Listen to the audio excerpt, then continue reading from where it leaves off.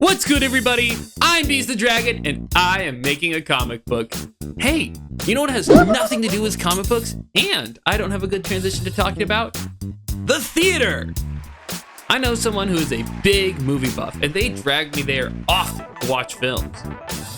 I've recently seen The Wild Robot, Transformers 1, Kung Fu Panda 4, and a Minecraft movie. Chicken jockey! It is those last two I want to talk about. As of recent, I have seen a few new trends in modern movies, especially in kids' films. I like to call it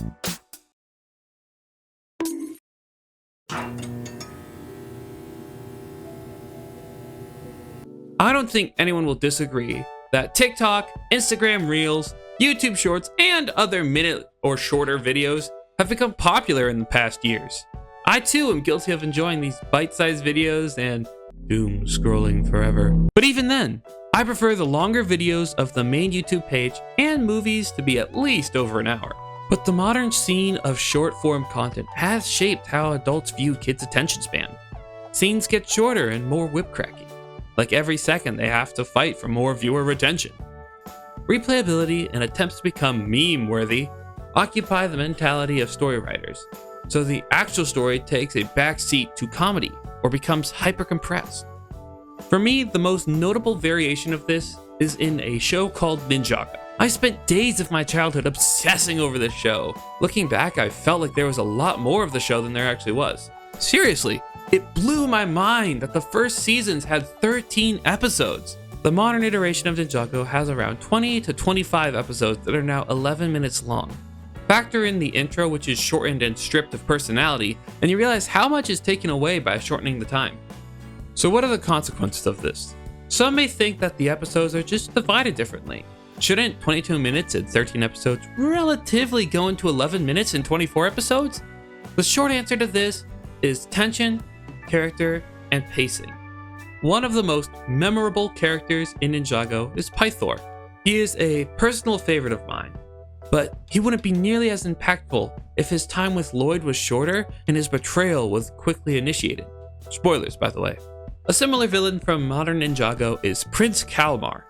His story also revolves around a betrayal, but we spend a lot less time with the characters who got betrayed, and the betrayal takes place at the introduction to the character. As a result, a short flashback is shown later to try and make the audience feel worse for the characters who were involved. But even though Prince Kalmar is a notable villain, Pythor will always be remembered more fondly as a villain, and as a result, he was reused in future stories. For example, the season widely considered to be the best, The Tournament of Element, used him in one of the most emotional and impactful scenes.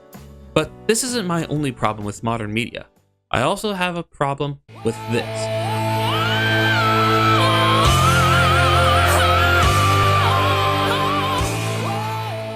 The next thing I have an issue with is how modern media insults the audience by beating you over the head with the theme.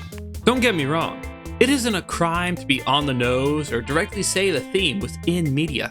But if you have to reiterate your point every 2 scenes, then you are doing something wrong. The Kung Fu Panda series is a childhood favorite of mine. The characters were funny and the filming was great, but the 4th installment into the series was noticeably lacking something. The reason for this, I believe, was in its use of its theme. It has a good theme, a great setup, and villain for displaying it. But it ultimately falls on deaf ears because by the time you reach the end, the word change is used around 67 times. At least according to AI. The Kung Fu Panda series has an overarching theme of identity. The first film establishes that believing in yourself can turn you into who you want to be. The second film displays that your past is important to who you are, but you decide who you are today. The third film discusses being true to who you are, not holding yourself back. And the 4th film centers around being able to change who you are. But only in the 4th film did people not resonate with this theme as much as the others due to the constant use of the word change. The other films also directly mention the theme, like in the first Kung Fu Panda's use of the Dragon Scroll. But then we had characters who struggled with the main theme and showcased it along with the challenges that came with it. Just talking about a subject does not make a difference. You have to display the theme and its challenges in a way that make people think. If they don't have to think about the film or the emotion displayed in it, then they won't care 1 cent about what you are saying. My series is in its early stages, and I'm just starting to write it, but things like this are always on my mind while I do. Hopefully, this makes for an entertaining read, and I convey the simple messages that make up the heart of my story. Thank you for watching. This video was a little bit off topic, but hopefully you learned something from it. If you enjoy this kind of content or just want to see me finish the comic, please like and subscribe. It really helps out, especially small channels like mine. I hope you all have a great day, and I will see you guys next time.